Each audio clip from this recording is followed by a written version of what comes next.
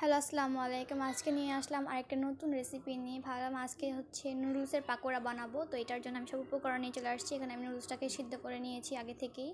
এখানে আমি পেঁয়াজ কুচি, ধনেপাতা কুচি, মরিচের গুঁড়া আর আদা রসুন বাটা নিয়েছি। আর এখানে নিয়েছি ডিম একটা। এখানে লবণ নিয়েছি, ম্যাগি মশলা, তেল। এখন আমি সবগুলো একসাথে মিক্স করে নিব। তার জন্য আমি একটা বলে ঢেলে নিচ্ছি এগুলো সব। এখানে আদা বাটা দিয়ে দিচ্ছি, মরিচের গুঁড়া, ধনেপাতা কুচি। এখন দিয়ে দিব ম্যাগি মশলা, স্বাদ মতো লবণ দিব। এখন ভালো করে এটা মিক্সড করে নিতে হবে।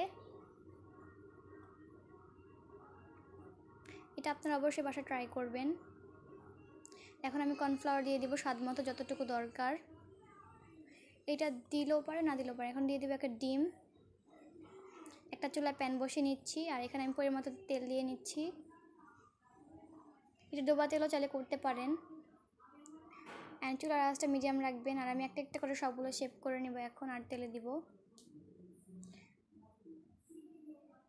আমি আরেকটা শেপ করে এখন তেলে দিব। এর তো এখানে সব দেওয়া শেষ। আমি একটা উল্টাপাল্টা করে নিচ্ছি একটা একটা করে। এটা মিডিয়াম আঁচে ভাজবেন, নাহলে কালারটা কিন্তু তাড়াতাড়ি চলে আসে এগুলার। এই তো দেখেন আমার কালারটা কিন্তু খুব সুন্দর এসেছে পাকোড়ার। এখন আমি তুলে নিচ্ছি।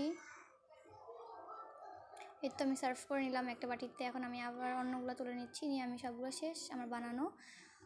তো আমি একটা আপনাদেরকে ভেঙে দেখাই। এটা কিন্তু খুব ভালো খেতে, অবশ্যই বানাবেন। আর আমার চ্যানেলটাকে সাবস্ক্রাইব করে দিবেন।